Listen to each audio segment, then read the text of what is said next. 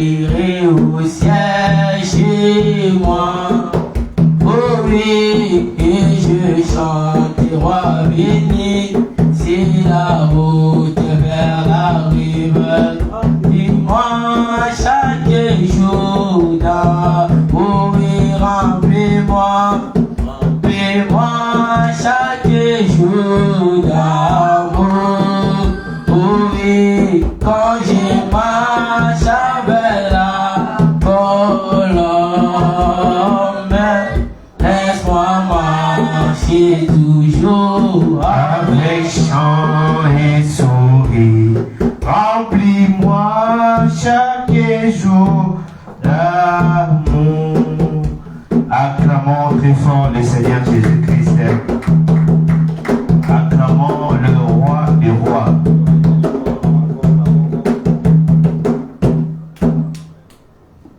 Mettons-nous debout, nous allons lire la parole de Dieu. L'heure est déjà partie. Merci beaucoup pour votre présence de ce matin. Nous parlons sur notre sujet. Ceux qui sont dans la nuée sont à l'abri du danger.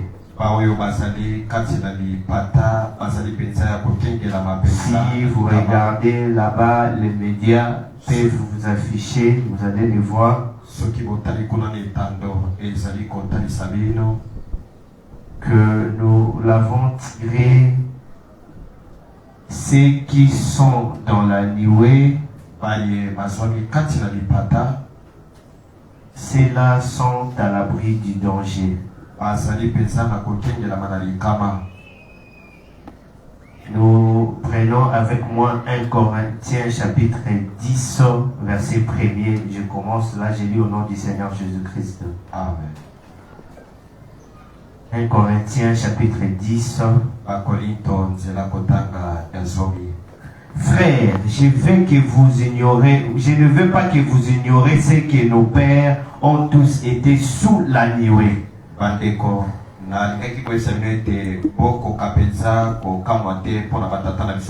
Et qu'ils ont tous passé au travers de la mer.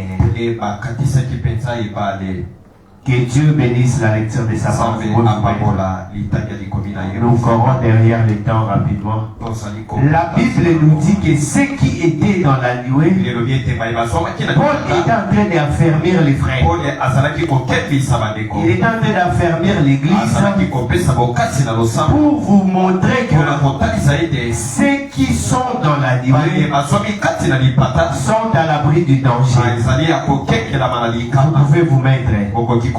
Mettez-vous s'il vous plaît. Ceux qui étaient ces jours-là dans la nuée, ces gens-là étaient épargnés. Parce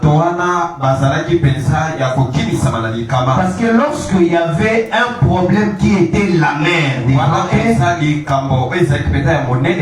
la mer était un obstacle pour eux. Mais Dieu savait que ses enfants devraient avoir des difficultés. Voilà pourquoi il avait placé la nuée de gloire. Pour que ces enfants qui sont dans la nuée puissent se retrouver en dehors du danger. Nous avons parlé de ça le jeudi. Aujourd'hui, je crois, avec notre sujet, que nous continuons d'une conférence avec Dieu. Nous allons maintenant prendre le deuxième verset et puis nous allons voir ce que Dieu nous dit pour parler à l'école de dimanche de ce matin.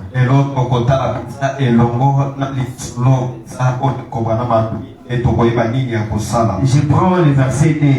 La Bible dit qu'ils sont tous été baptisés en Moïse dans la nuée et dans la mer. Vous savez qu'il y a eu encore un baptême qui était dans la nuée, un autre baptême dans la mer.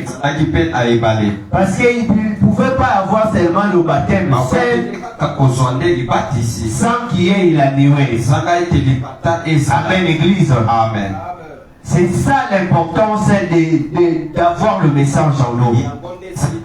Le verset 3, l'apôtre Paul dit ceci: qu'ils ont tous mangé de la même aliment spirituel. Ceux qui étaient dans la nuée étaient avec les frères, avec les pieds, parce que ça dérange ici. Les frères qui étaient dans la nuée, ceux-là étaient baptisés spirituellement. Il y avait d'abord le baptême spirituel, mais après, c'est ce qui a amené la protection. En tant qu'enfant et fils de Dieu, vous devez être épargné du danger. Ceux qui sont épargnés du danger doivent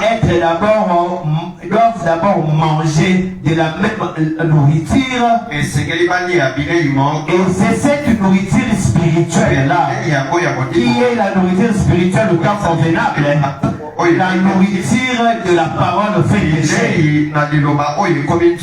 Je prends le verset 4. La Bible dit ceci: et qu'ils ont été tous bu de la même breuvage spirituel.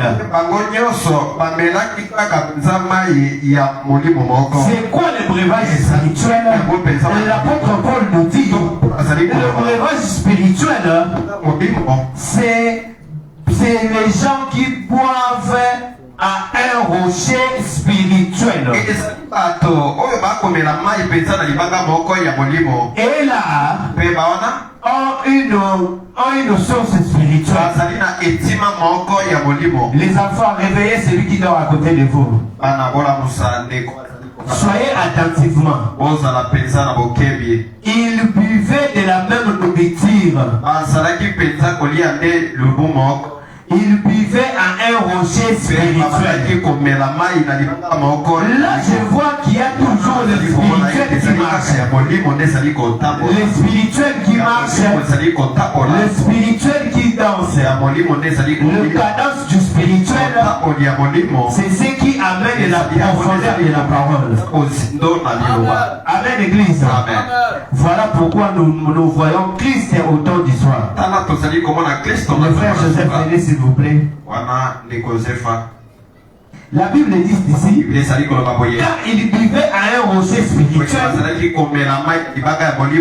et ces rochers spirituels les suivaient. C'est cette rocher spirituel les suivait. Et c'est quoi ce rocher spirituel? Ce rocher spirituel qui suivait ces enfants-là, c'était Christ. C'est Christ qui suit les gens. Amen, Église. Le verset 5, il dit: mais la plupart d'entre eux, suivez attentivement la lecture. La plupart d'entre eux ne furent point agréables à Dieu, puisqu'ils périssaient dans le désert. Il y a beaucoup de gens qui sont dans le message, ils périssent en chemin. Ils n'arrivent pas à la terre promise. C'est quoi la terre promise? Madame dit: moi je suis un typologue. Je suis un typologue. Et en tant que typologue, je prends l'exemple du naturel, je l'amène au spirituel. C'est quoi les gens qui périssaient en chemin? Ce sont aujourd'hui les gens qui viennent dans le message. Ils fait 10 ans, 15 ans, sans pour autant se marier, avoir la richesse. Suivez-moi attentivement. Peu importe ce qui peut vous arriver dans le message, demeurez dans la parole. Soyez toujours dans la parole. Suivez-moi attentivement, ne soyez pas distrait. Suivez attentivement. Amen, Église. Amen. Aujourd'hui, peu importe ce qui peut se passer, même si ça ne marche pas, même si ça ne réussit pas, les enfants, même si vous ne portez pas au sang de l'année, n'abandonnez jamais le message. Amen, Église. C'est ça notre héritage. Je continue la lecture. Les gens qui suivaient, de la même manière qu'ils n'étaient pas agréables à Dieu, ils ont péri dans le désert. Le verset 6, l'apôtre Paul dit ceci: or, ceux qui sont arrivés pour nous servir, il a dit, car ces choses sont arrivées pour nous servir d'exemple. Ces choses ici nous arrivent pour que ça nous donne l'exemple à suivre. Pour que demain nous ayons la possibilité de bien suivre la parole de Dieu. Que nous ne soyons pas tombés parce que oh moi ça n'a pas marché, oh moi ça n'a pas marché. Non frère, écoutez, la Bible dit ceci dans le verset 6. Il dit dans le verset 6 c'est ceci: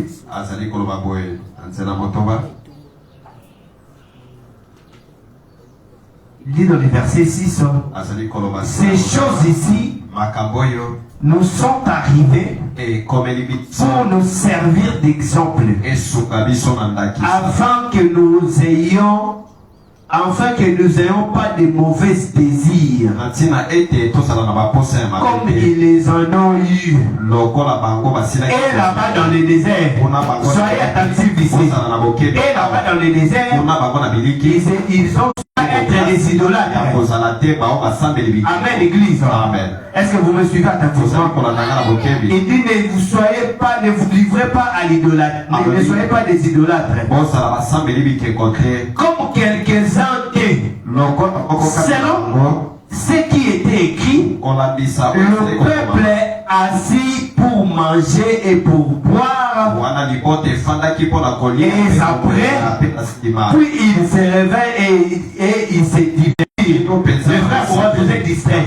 Ils sont allés jusqu'à se divertir. Vous comprenez? Lorsqu'ils sont allés pour se divertir, c'est en cela ça les a menés dans la mort. Que Dieu vous bénisse. Ne soyez pas dans l'idolâtrie. L'idolâtrie va vous amener dans la mort.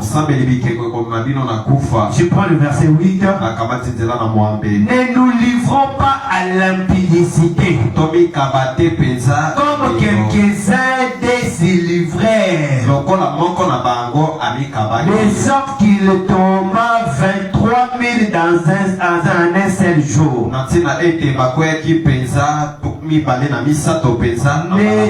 Ne tentons point le Seigneur comme le tentèrent quelques-uns des faits,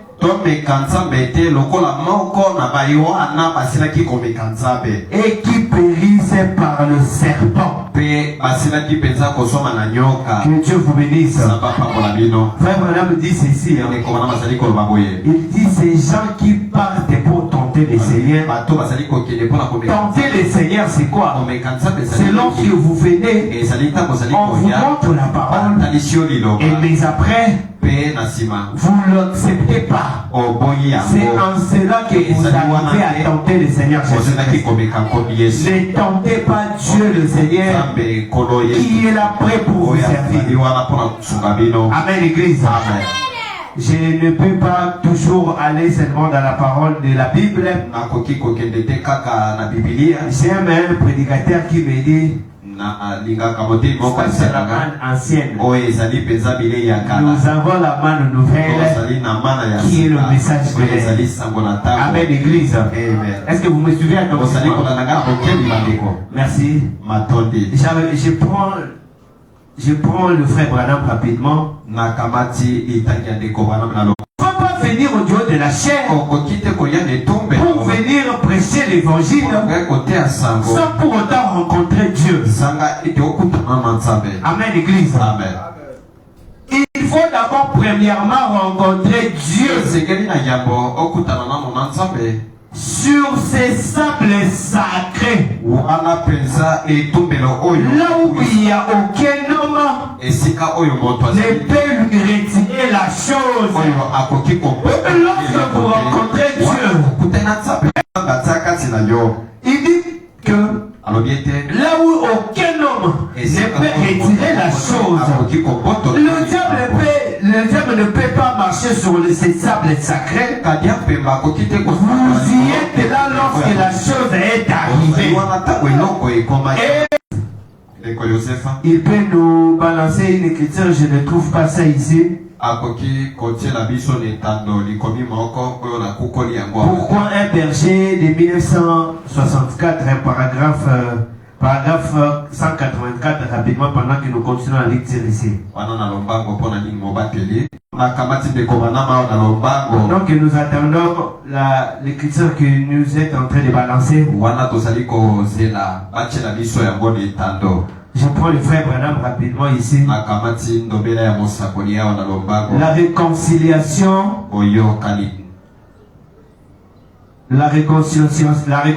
par la communion de Dieu.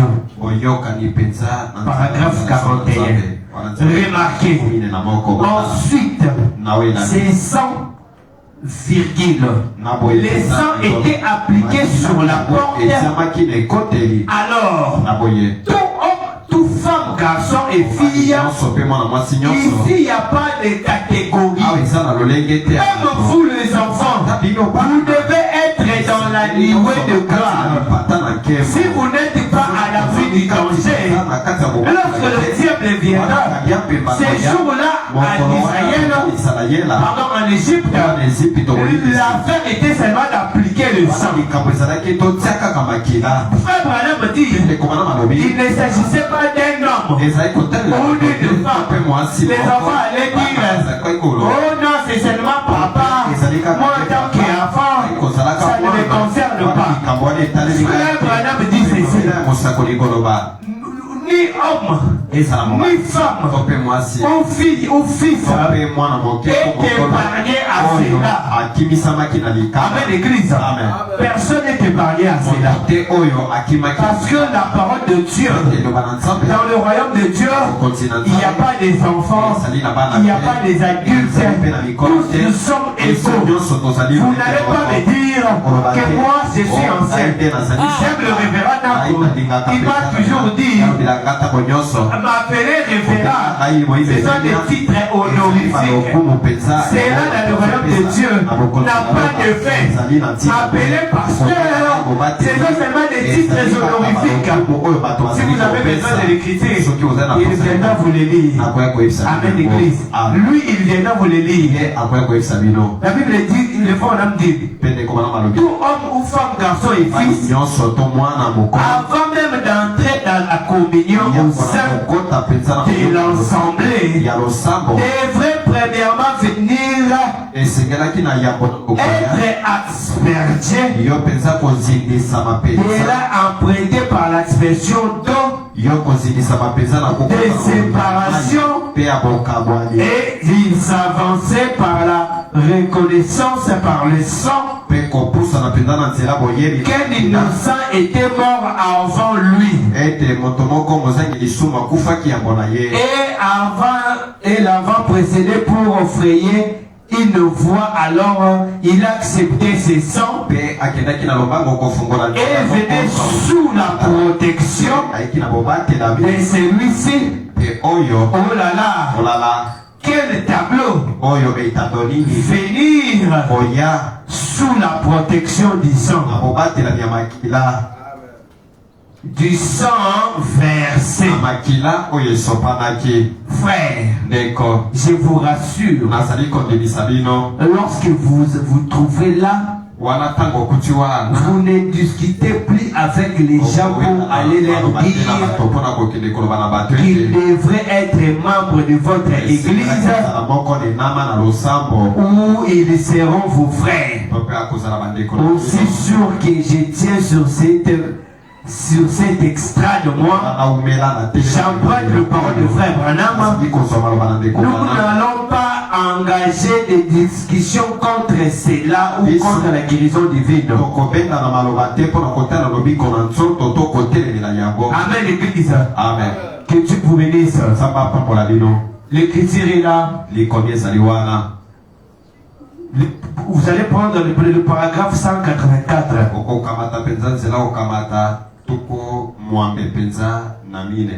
Le paragraphe 184.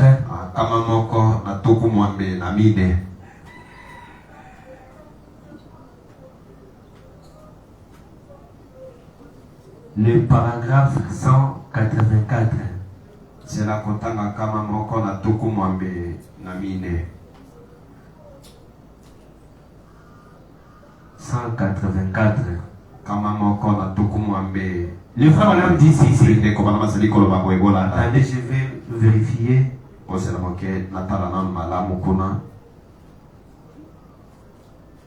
C'est la même. C'est le moment de faire maintenant. Non, non, ce n'est pas ça. J'ai dit de 1964. Le 21 décembre 1964.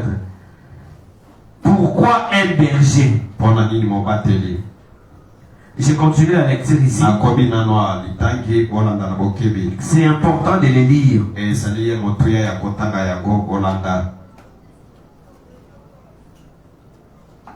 Je prends avec moi le message de frère Branham. Écoutez-les. Shekina Tabernacle, paragraphe 42 de 1957.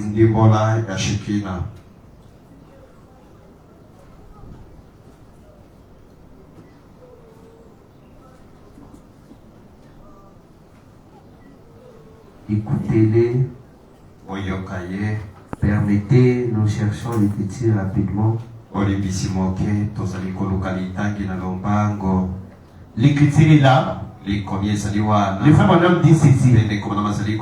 Aucun homme n'a le droit de se placer derrière la chair sacrée pour prêcher la parole tant qu'il n'a pas fait comme Moïse.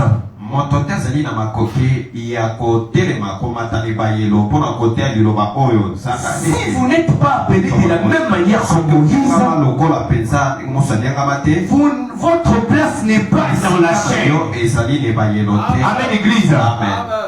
Aucun homme n'a le droit de se placer derrière. La chair ici est sacrée.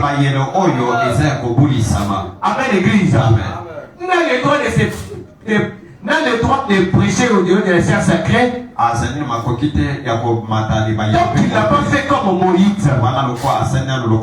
Il n'a pas rencontré Dieu personnellement. De sorte qu'aucun théologien ne peut en dissuader.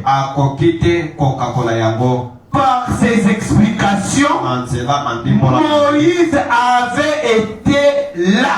Peu importe ce que disait le messager d'Israël. Amen, Église. Moïse était là. Bien aimé. La Bible dit, si votre cœur ne vous condamne pas, c'est que vous êtes droit envers Dieu. Je voudrais vous rappeler une chose. Si vous êtes rassuré que vous avez rencontré Dieu dans votre cœur, soyez rassurés. Moïse aussi avait des adversaires. Il y avait aussi des gens qui lui disaient, bien aimé, en tout cas toi, tu ne vas pas vaincre Pharaon. En te regardant, tu n'as pas le ministère. En te regardant, frère, tu ne sais pas prêcher. Aujourd'hui, c'est le monde dans lequel nous vivons. Voilà pourquoi, frère Branham nous donne la réalité. Ça n'a pas commencé aujourd'hui. Même au temps de Moïse, il y avait le messager de Pharaon qui doutait de son ministère, qui doutait de son message. Je continue. Le frère Branham dit, même les messagers d'Israël, ce sont ce que les Bavaliennes, c'est juste. C'était juste le fruit de l'imagination. Ce ne sont pas des choses qui sont arrivées. Aucun homme. Parce que il a un diplôme en théologie, ou il a un diplôme en doctorat, ou il a un diplôme en droit, de se placer derrière la chair et professer le message de Jésus-Christ. Donc il n'a pas premièrement rencontré Dieu. Ce matin, ceux qui sont dans la nuée, c'est rencontrer Dieu. Si vous n'avez pas encore rencontré Dieu premièrement dans votre vie, bien aimé, laissez-moi vous dire, vous êtes venus ce matin pour que Dieu puisse vous rencontrer. Et le vrai bonhomme dit ceci. Il dit que même si vous avez un diplôme en théologie, vous ne pouvez pas se placer derrière la chair pour professer le message de Jésus-Christ. Tant que premièrement vous n'avez pas encore rencontré Dieu face à face dans la colonne des faits, cela n'a pas d'explication. C'est ce que je voulais lire. Que Dieu vous bénisse. Je continue avec frère Branham. Les signes de 1963, paragraphe 44. Jéhovah avait exigé qu'Israël immolait un agneau pour échapper à la mort. Et il fallait la mort d'un substitut. Et Jéhovah exigeait que l'agneau soit immolé. Et que le sang était un signe montrant que l'exigence avait été remplie. Et bien que le sang était un symbole montrant que quelque chose était mort. Et le sang lui-même était le signe. Cela indiquait que cette maison a rempli les exigences de la parole de Jéhovah. Amen. Vous ne pouvez pas vous placer dans la nuée. Vous ne pouvez pas vous placer dans la nuée sans avoir rempli les exigences de Jéhovah. Vous ne pouvez pas être aujourd'hui dans la parole sans que vous puissiez remplir les exigences de Jéhovah. Les frères, vous pouvez nous afficher la nuée là-bas, nous allons le voir. Vous ne pouvez pas vous placer dans la nuée ou vous procurer une place dans la nuée sans que vous puissiez remplir les exigences. Amen, Église. Remplissez les exigences.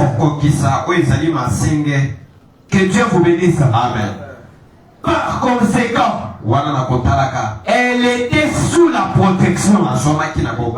C'est ces signes qui montraient que le prix a été payé. Même la nuée, c'est une conséquence d'un prix payé. Amen, Église. Amen. Je prends avec moi la puissance de Dieu pour la transformation. On va dire la paragraphe 61. Il pouvait prononcer la parole. Sa grande puissance créative avait formé ces choses qui avaient apparu. Et même l'homme et la femme, et qu'il était la tête parce qu'ils étaient les points. Elle était supérieure à toutes les autres espèces. Et qu'ils avaient ils avaient soumise sous la protection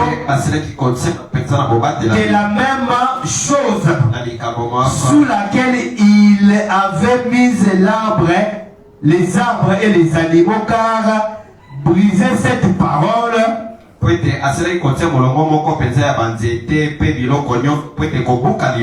devrait jamais été en aucun cas briser la parole. Il devait s'en tenir à cela. N'arrachez jamais quoi que ce soit. Aujourd'hui, nous voyons des prédicateurs arrachant les Écritures. Oh, ici, madame, vous voulez dire. Oh, ici, madame, c'est pas seulement parti B. Oh, moi, c'est pas parti B. Lisez la totalité des Écritures. N'enlevez rien. Ce qui avait amené la mort, ce qui avait amené la mort là, ça les a amenés à être en dehors de la protection. Parce que ils avaient voulu enlever quelque chose de la part du Seigneur. Branham dit, ne retranchez jamais quoi que